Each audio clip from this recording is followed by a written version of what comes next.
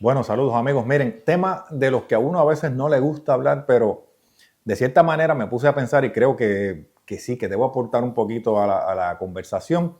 Y de lo que les voy a estar hablando hoy es del caso de lo que ocurrió en República Dominicana con este edificio que colapsó.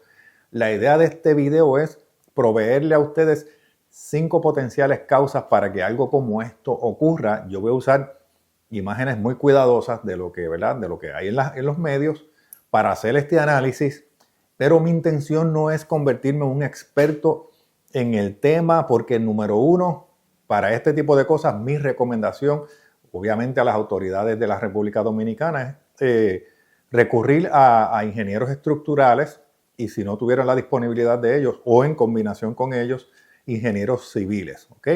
Obviamente más el personal forense de bomberos y de otras agencias que se meten en este tipo de investigaciones. Yo lo que pretendo con este video solamente es darle a ustedes unas posibilidades para que ustedes entiendan cómo este tipo de cosas pasan, porque estamos escuchando muchas versiones, ¿verdad?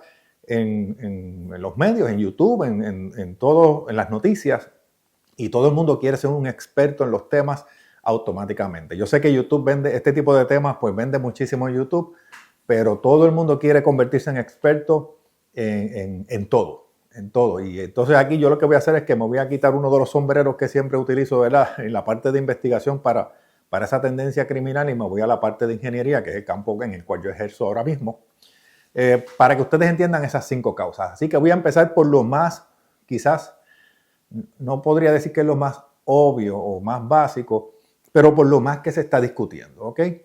Y esta primera causa que les voy a estar discutiendo no es más ninguna que no sea, cuando tú miras las imágenes, tú te das cuenta de la potencialidad de que hubieran cosas sobre el techo, en un techo que no está preparado para sostener esa carga, ¿verdad? Eso es lo que se le llama el load bearing del edificio, cuánto peso puede aguantar ese edificio. ¿Cómo yo llego a esta observación? Bueno, número uno, hay cosas obvias. Cuando tú miras las imágenes, si se dan cuenta, se ven equipos de utilidades, ¿verdad? Manejadoras, este tipo de cosas, se ven equipos de utilidades que están ahí en el área, ¿ok? Eso es una parte bastante obvia. Sin embargo, en adición a eso, cuando tú miras el colapso del techo, es un colapso parejo, ¿ok? Es un colapso que él cae prácticamente así, ¿ok? En este movimiento. Eso de lo que te habla es de que potencialmente hay un sobrepeso junto a otras cosas que vamos a ver, pero hay un sobrepeso y por eso es que no se cae de un lado, ¿verdad? O se va agrietando, es que cae, es un colapso completo. Así que aunque hay una combinación de elementos, el peso sí tiene mucho que ver. Entonces, ahí es donde tú miras el diseño de ese techo para aguantar ese peso.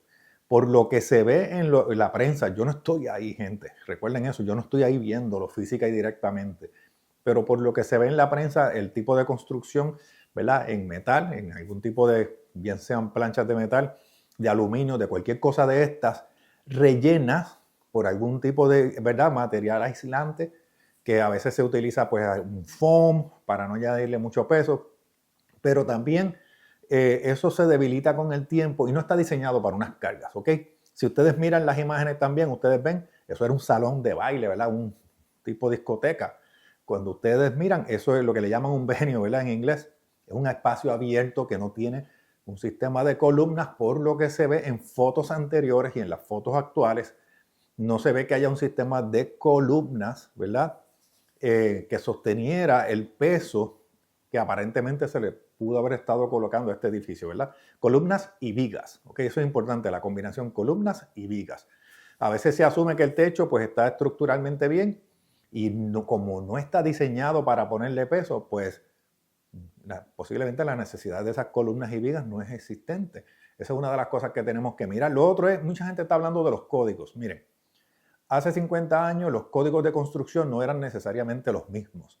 Y los códigos de construcción en República Dominicana versus otros lugares tampoco necesariamente van a ser los mismos. Esa es una cosa que tenemos que considerar. En adición a eso, para saber si el edificio estaba cumpliendo con códigos, hay que buscar el código. ¿Okay? Hay que buscar el código porque ese edificio tiene un diseño, se hizo para una cosa. Si ese edificio se hizo para esa cosa y se aprobó bajo código, partiendo de la premisa de que hay un código que lo cubra, y se aprobó bajo código, pues el asunto del diseño no es el problema, sino que hay otras causas. Por eso les hablo entonces del asunto del peso, pero no se limita al peso, porque miren, volvemos a las fotos. Otra potencial causa que uno puede evaluar también es el tipo de materiales, no solamente la construcción, sino el tipo de materiales. Recuerden que los materiales de construcción desmerecen con el tiempo, en ocasiones inclusive requieren mantenimiento o reemplazo, ¿ok? Mantenimiento o reemplazo.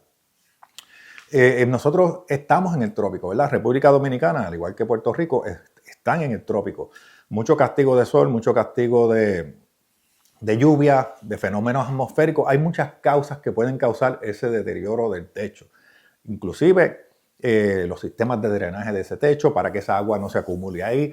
Todo ese tipo de elementos siempre se tienen que tomar en cuenta, ¿ok? So, ese tipo de material que se utiliza y su deterioro y potencial mantenimiento habría que tomarlo en consideración. ¿Cuál era el mantenimiento que estaba recibiendo ese techo? Por lo que he visto en internet, habían ocurrido unas intervenciones previas por filtraciones. Así que tú tienes que entender si el trabajo que tú estás haciendo en ese techo va a tono con el tipo de material que se utilizó en la construcción.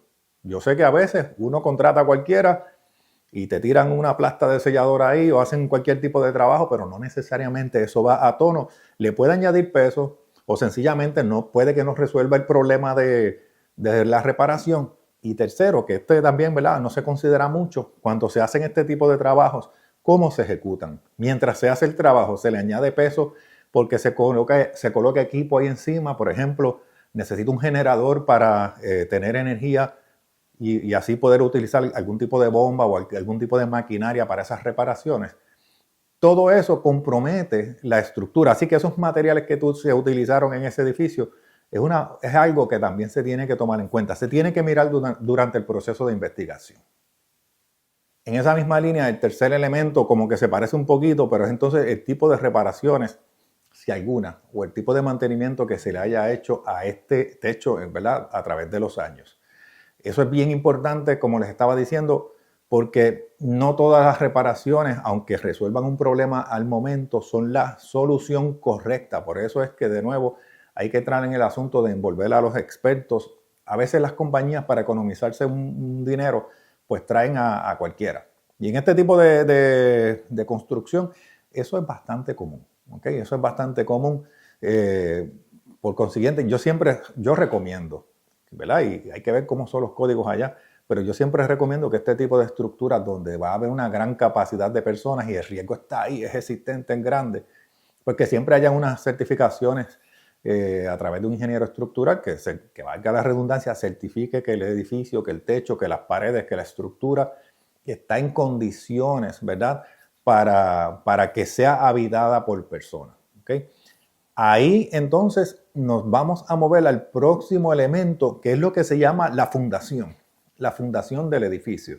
Es un edificio que lleva muchos años. Por consiguiente, uno no es natural que piense que haya ocurrido algún tipo de problema en adición a través de los años de lo que se llama la fundación, esa cimiento, esa base de ese edificio y el suelo. Miren, en la ingeniería de construcción hay dos cosas que a veces la gente echa para un lado y son quizás los dos elementos más importantes. Número uno, sistemas de drenaje y número dos, estabilización o estabilidad del suelo.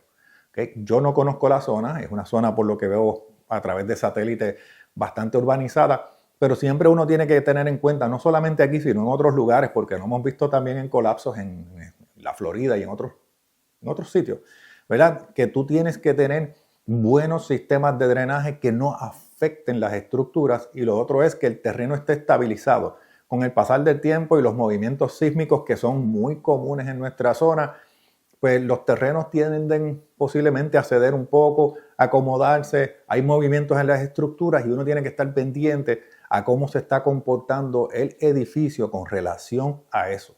Si es un edificio que no está construido para tener tolerancias sísmicas, pues mucho más importante entonces mirar que no hayan grietas, ¿verdad? que no se noten esos cambios estructurales y regreso a los ingenieros estructurales que son los que hacen ese tipo de evaluación y pueden certificarte ese edificio.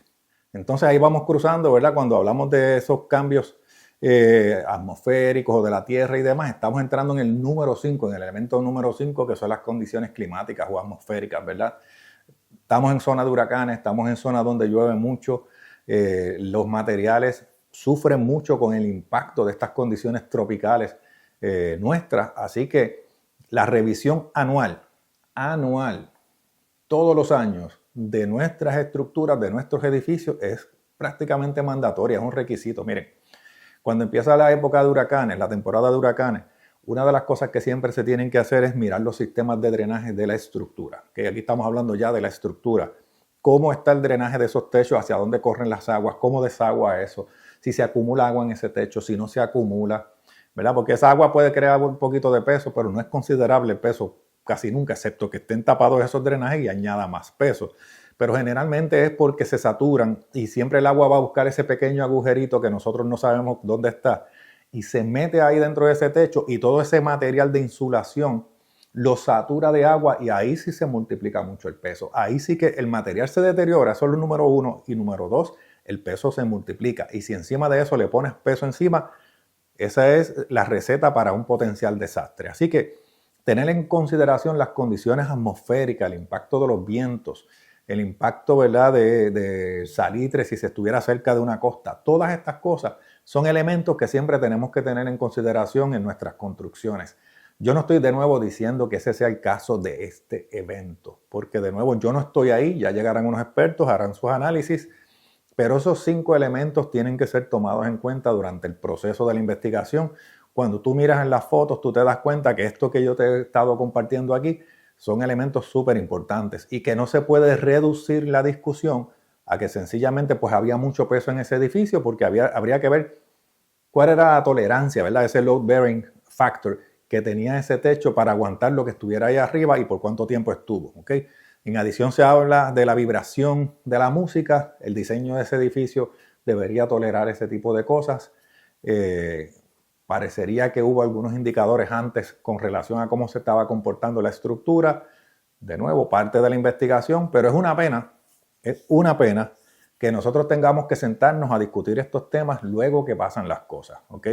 Yo creo que debe haber una gran responsabilidad de todos los dueños de edificios y nosotros hasta en nuestras casas, ¿verdad? Pero principalmente los que tienen edificios comerciales deben tener la responsabilidad de por lo menos una vez al año hacer una buena inspección del edificio.